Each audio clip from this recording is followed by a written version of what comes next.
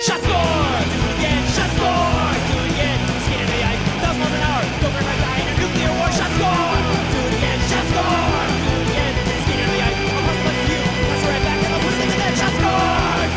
Shot score! Shot score! Shot score!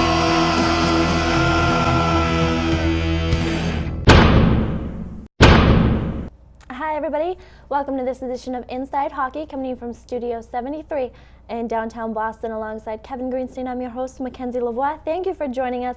Well, the New York Rangers are 2-7-3 in their last 12 games, and they relieved their head coach, Rennie, of all duties. So how do you feel about that? You know, I really like Tom Rennie. I think he's a solid guy. He's a solid citizen. He's really fair to the players.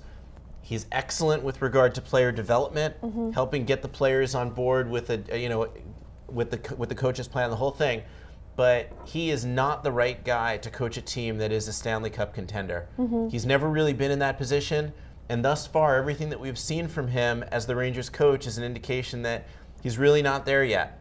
Maybe he's just not the right guy for this particular team. I mean, Rennie did a spectacular job getting the Rangers back on the map. Yeah, they were doing phenomenally well in the beginning of the season. They were one of the teams that you had to be reckoned with. You know, they were doing very well, right on track with the Boston Bruins in the conference, and then all of a sudden, just started playing poorly. And you know, you look at the whole situation. Henrik Lundqvist looks tired. The Wade Redden experiment is going horribly. I mean, there's no other argument for it. I thought that Wade Redden would come in, be an impact player on the power play point, maybe be able to be a bit more helpful on the blue line than he's been. But I mean, he's absolutely been a disaster. And it's a long-term disaster because the Rangers committed to him for many years. So that's a very big problem. And then, of course, there's Gomez and Drury, the first and second line centers. And Rennie really hasn't managed to get those two guys going.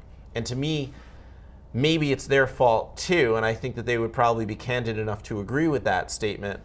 But something needs to happen.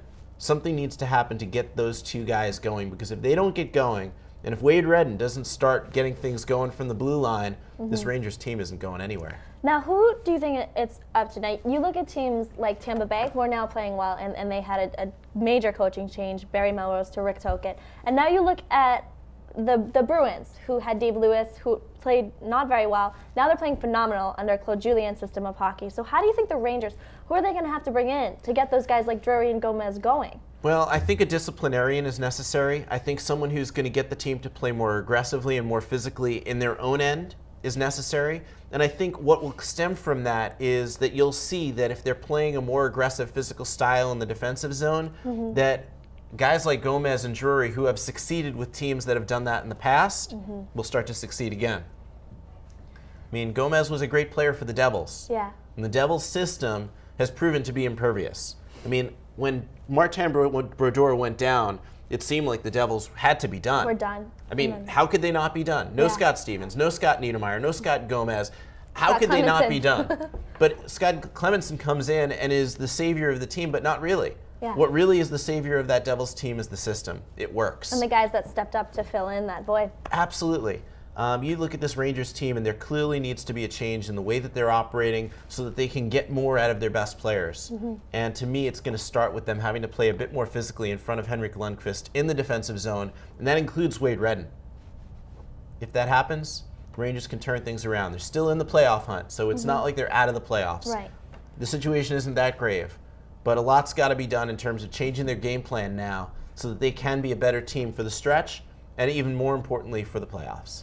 So what's next for the Rangers now? They've got to bring somebody in to continue going on and to maintain a playoff bid. Who would you like to see them bring in? What type of style of a coach do they have to bring in? Well, I mean, I think when you look for a style, you got to look at the guy in Calgary who's got the Flames really humming. He spent some time in New York. 1994, he led the Rangers to the Stanley Cup Finals and the championship. Mike Keenan is the right kind of coach for this Rangers team. I'm not sure who's going to step in here. I'd like to see them be creative with it. Maybe look around in the AHL, look for a guy who is ready to take the next step and is going to bring something different. But one thing that coach has to have is enough moxie to stand up to all of these high-priced Rangers and get them onto his page. And that's not going to be an easy task. You look at this team, a lot of people are going to be clamoring for Mark Messier to take over as coach. You'll hear that. Mark Messier would certainly be an interesting choice from a personality standpoint, from a leadership standpoint, but I just don't know, for a guy who hasn't coached at all, I don't think it's the right situation for him to step in, and I think the Rangers would be foolish if they were to throw him into this fire. I think they need somebody more seasoned. All right, everyone. Well, thank you so much for joining us right here on this edition of InsideHockey.tv. We hope to see you right back here next time.